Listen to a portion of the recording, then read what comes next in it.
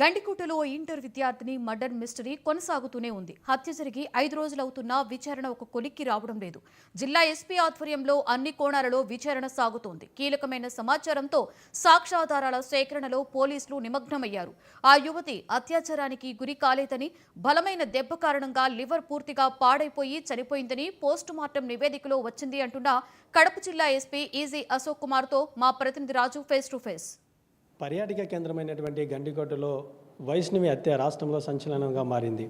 అయితే ఈ హత్యను ఎవరు చేశారు, మరియు పరువు హత్యనా లేనటువంటి కోణంలో కడప ఎస్పీ గత 14వ తారీఖు నుంచి కూడా ఎప్పటికప్పుడు పర్యవేక్షిస్తూ మరి ఈ కేసు విషయంలో ఇంతవరకు ఎంతమందిని విచారించారు, అసలు ఎందుకు ఈ హత్య జరిగిందన్న విషయాన్ని ఆయన అడిగి తెలుసుకుందాం. సార్ చెప్పండి, 14వ తారీఖు హత్య జరిగింది, ప్రధానంగా ఈ అమ్మాయి పైన ఎందుకు హత్య జరిగింది అనేది మీరు అనుకుంటున్నారు? ఈ అమ్మాయి ఇంటర్మీడియట్ చదువుతూ ఉంది పొద్దుటూరులో. ఈ అమ్మాయి 14వ తేదీ సాయంత్రం మిస్ అయినట్టుగా మనకు ఒక కంప్లైంట్ వస్తుంది వాళ్ళ ఫ్యామిలీ మెంబర్స్ ద్వారా. దాన్ని బేస్ చేసుకొని కేసు రిజిస్టర్ చేయడం జరిగింది. వాళ్ళని ఎంక్వైరీ చేసినప్పుడు ఇట్లా ఒక లోకేష్ అనేటటువంటి ఒక అబ్బాయితో వెళ్ళినట్లుగా మాకు సమాచారం ఉంది అనేసి అంటే అతన్ని కూడా ఆ రోజు రాత్రే పిలిచి మాట్లాడడం జరిగింది. మాట్లాడితే ఇట్లా మేము గండికోటకు వెళ్ళాము, ఒక 2 hours స్పెండ్ చేసి మళ్ళీ ఈ విధంగా నాకు ఒక ఇంటి నుంచి కాల్ వస్తే నేను రిటర్న్ వచ్చేసాను, అమ్మాయి సాయంత్రం వస్తానని చెప్పింది అనేసి అతను ప్రాథమికంగా మనకు తెలియజేశాడు.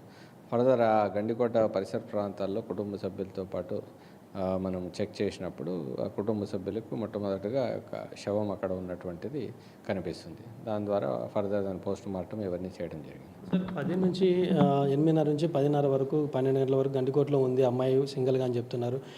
మీ విచారణలో 12 నుంచి 1 గంట వరకు ఆ ప్రాంతంలో ఎక్కడెక్కడ తిరిగింది ఆ అమ్మాయి, దానికి సంబంధించినటువంటి ఆనవాళ్ళు ఏమైనా దొరికాయా?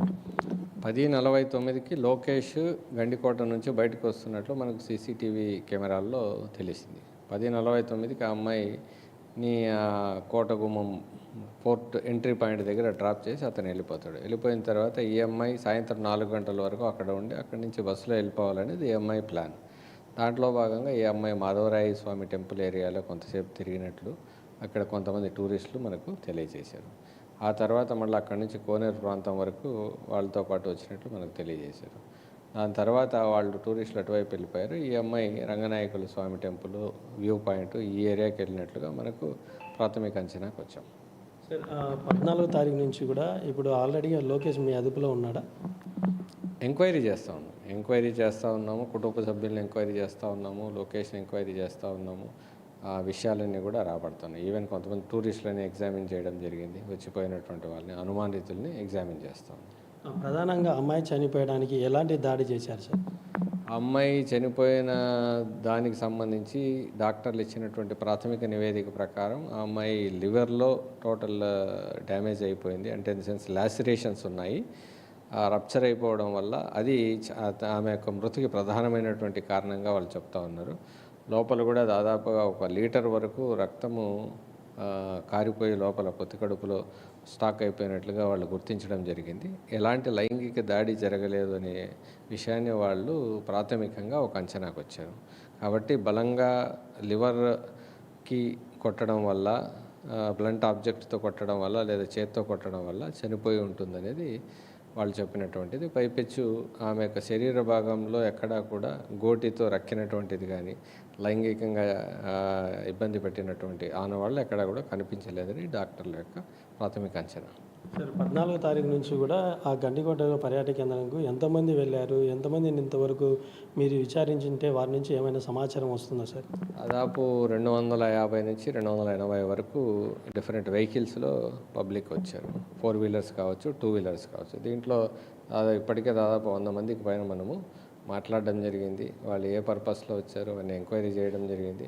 వాళ్ళు చెప్పింది నిజమా కాదా అనేసి మనం అక్కడ సీసీ కెమెరాల ద్వారా వెరిఫై చేయడం జరుగుతుంది. కొంతమందిని ఆల్రెడీ మనం 50-60 మందిని పిలిపించి మాట్లాడడం జరిగింది.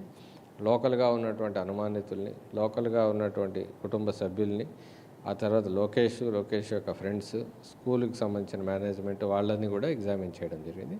అన్ని కోణాల్లో కూడా దీన్ని క్షుణ్ణంగా వెరిఫై చేస్తారు. స్పెండ్ చేసిన తర్వాత అబ్బాయి రిటర్న్ వెళ్ళిపోతాడు. కాబట్టి ఆ టైంలో ఇంకా ఏమైనా జరిగిందనేది స్టడీ చేస్తూ ఉన్నాము. అన్ని రిసార్ట్స్ దగ్గర చాలా వరకు సీసీ కెమెరాలు ఉన్నాయి. రిసెప్షన్ సెంటర్స్లో కొన్నింటి దగ్గర లేవు. సీసీ కెమెరాలు ఏర్పాటు చేయమని చెప్పడం జరిగింది. వాళ్ళ యొక్క యాంటిసిడెంట్స్ వెరిఫై చేస్తూ ఉన్నాం, పర్మిషన్స్ కూడా చెక్ చేస్తూ ఉన్నాం. చట్టపరమైనటువంటి చర్యలు తీసుకుంటాం లేని వాళ్ళపైన. థ్యాంక్స్. ఇది ఎస్పీ అశోక్ కుమార్ గారు చెప్తున్నటువంటిది. కడప జిల్లాలో పర్యాటక కేంద్రమైన గండికోటకు సంబంధించి హత్యకు సంబంధించి ఇప్పటికే దాదాపు 250 మందిని కూడా విచారించాము. ఆ గండికోటలో అనాథరించడిగా ఏవైతే లాడ్జీలు, రిసార్ట్స్ ఉన్నాయో వాటన్నిటిపై కూడా ప్రత్యేక చర్య తీసుకున్నాం. సీసీ కెమెరాలను కూడా అన్ని ఏర్పాట్లను కూడా చేయడం జరుగుతుందని చెప్పి ఎస్పీ అశోక్ కుమార్ గారు చెప్తున్నారు. Over to studio.